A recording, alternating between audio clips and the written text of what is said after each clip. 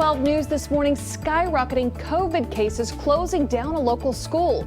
We are live on the Treasure Coast with how long the shutdown will last. Now, students are supposed to learn in the meantime. And the fate of the governor's ban on school mask mandates now in the hands of a judge. We're expecting a big decision in just a few hours. Why, whatever the outcome, this heated debate likely still has a ways to go. And then local funeral homes filling up just like our hospitals. The irony workers are seeing as people are saying goodbye to their loved ones. It all starts now. You're watching CBS 12 News this morning.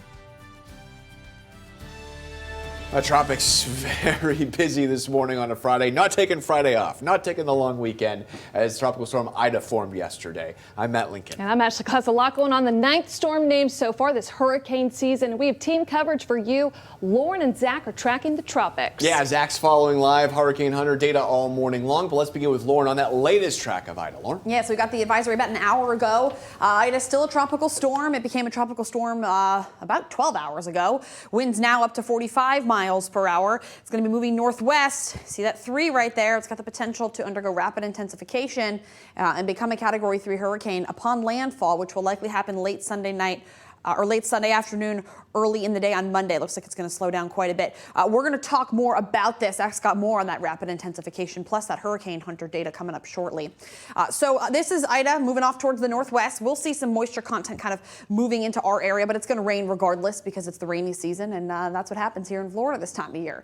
A lot of storms coming on shore this morning, specifically down in Boynton Beach. A nice thunderstorm just off the coastline. We've had several strikes of lightning here. There does appear to be, an end to the thunderstorm activity with just some light rain behind it. But I'm going to monitor the cell coming on shore for you, likely dealing with some gusty winds and really just a lot of thunder out there. So if you live in Boynton, Lake Worth, or Delray, you can probably hear a lot of this thunder as this continues to pass on shore. So we're going to see these scattered showers throughout the morning. Matt, Ashley. All right, Lauren, thank you very much. Let's take a look right now on our roads, on-time traffic, and this is up in Indian River County in Vero Beach, where we are seeing no slowdowns. In fact, no major problems on our roadways at this hour. 6:02, this morning, COVID cases are rising in our schools from the Palm Beaches to the Treasure Coast. It's becoming such a problem that one school in Indian River County is closing until Labor Day. Right now, there are nearly 400 students in quarantine in Indian River County schools, and the worst outbreak is happening at Beachland Elementary School. And the school has more cases this morning. The dashboard just updating moments ago, and we are seeing now that 23 students have been tested positive for COVID-19 and 14 staff. That is 37 cases. This is brand new. And we know that over 100 students right now are in quarantine. It's 20% of the school population. CBS 12's media, Madeline Montgomery is live in Vero Beach following the news that broke last night. Maddie, what does this mean for the families of the students that go there? Matt, the superintendent here in Indian River County, says the number of staff and students testing positive for coronavirus had him feeling like there weren't enough teachers to educate the kids here. And obviously, he's also really worried about the safety. So the closure for this school was announced last night, and it's going to be going through Labor Day weekend. A big concern with the school closing: how will kids learn? Unlike last year, the state isn't allowing virtual learning. Instead, teachers will post lessons and assignments online, with teachers checking in with their students by calling them and emailing them.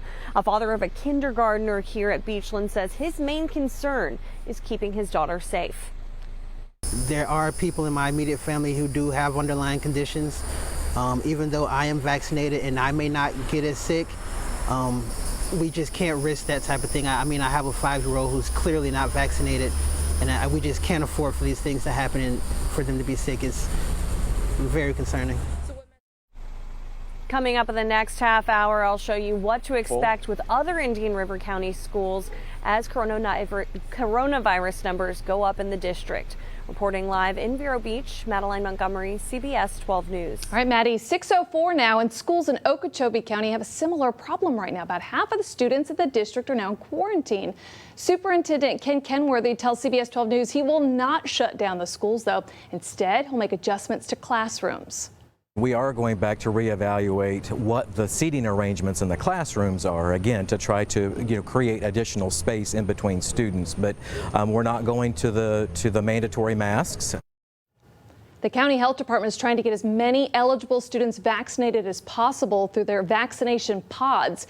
And right now, the weekly positivity rate in Okeechobee County is about 23%. That's actually down about 10% from last week. So are we seeing similar numbers in Palm Beach County? Let's take a look at the dashboard. And we're definitely seeing growth from week to week here when it comes to our COVID cases in Palm Beach County.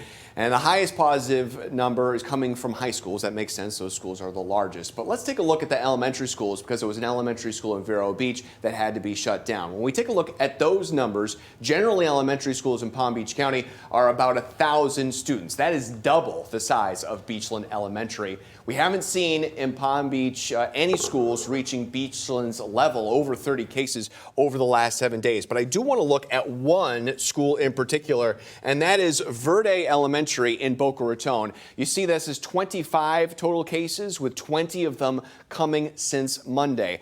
A big part of why Beachland shut down was 20% of the school was sent home because of contact tracing. That's about 100 kids. Well, Verde has 20 cases since Monday, and the district tells us that only 20 kids are under a stay-at-home order. A reminder, it's the health department that handles the contact tracing protocols. All right, 6:06 now, in just hours. We are expecting to know a judge's final decision on a mask mandate case. Closing arguments wrapped up yesterday, so today we'll know if the judge sides with parents or the state. Kara Duffy has been following this all week long from the live desk. So, Kara, what's happening in court today? Well, Ashley, the fate of Governor Ron DeSantis' ban on school mask mandates now in the hands of a judge. The governor already made it clear, though, that if the judge rules in favor of parents who filed this lawsuit, well, he plans to appeal. So here's a breakdown on the case right now. During the 3 days of testimony, we heard from pro-mask parents pushing to allow local school boards to enforce mask mandates without facing punishment, from the state. Their attorneys argued that the recent surge of COVID cases driven by the Delta variant has brought an urgent need for kids to mask up. It all comes down to their safety. In our community, there are vulnerable people, and the best way to protect them is for all who can mask be asked to do so. According to the governor, though, it should be up to parents to decide whether their kids wear a mask at school. Take a listen. Parents' rights are a legitimate state interest. Florida parents have a fundamental right to raise their children, to include making the education and healthcare decisions for their children. As of right now, at least 10 school districts here in Florida have gone against the governor's order and enacted mask mandates in their schools. That includes Palm Beach and Indian River counties. The judge is set to make his ruling at 10 o'clock this morning. Again, DeSantis says if they lose, he will appeal. So whatever the outcome may be, settling this heated debate likely has a ways to go. Matt? All right, Kara, 6:07, the ruling on this decision comes as the governor has threatened Broward and Alachua school districts and its board members with a punishment for challenging his mask mandate. Those districts cover Fort Lauderdale and Gainesville, and they've already said they will not back down. State has already threatened to withhold funding equal to the school district's board salaries. But the governor says we could expect to know of more penalties soon and expects parents to fight the mandate. And then I know there's parents who've had their rights taken away who are going to pursue legal action. I think you will see that in some areas. We feel that the legislature really made a big statement with their parental bill of rights. As we reported all week long, Palm Beach County will take legal action against the governor's order. We have not heard yet if the district, along with 7 others, have received a letter from the state. 6:08 is the time, and right now hospitals are filling up across South Florida. Palm Beach County new data shows only 4% of ICU beds in the county's 17 hospitals are available.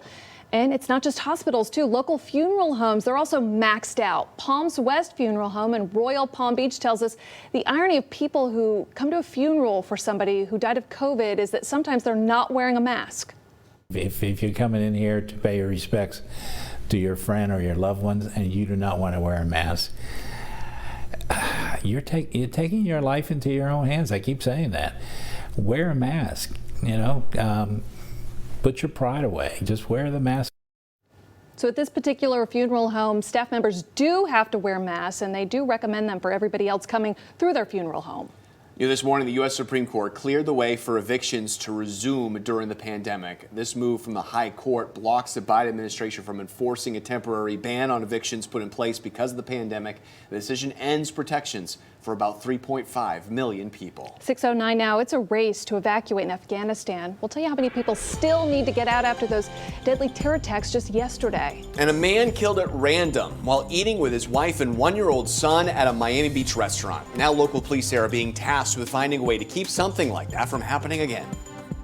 Plus, we are tracking Ida this morning, and the hurricane hunters out in full force. We're throwing everything we've got at it. We'll take a live look at the hurricane hunter data, and we'll talk about why Ida is likely to rapidly intensify. That's coming up after the break. You're watching CBS 12 News, the one to turn to.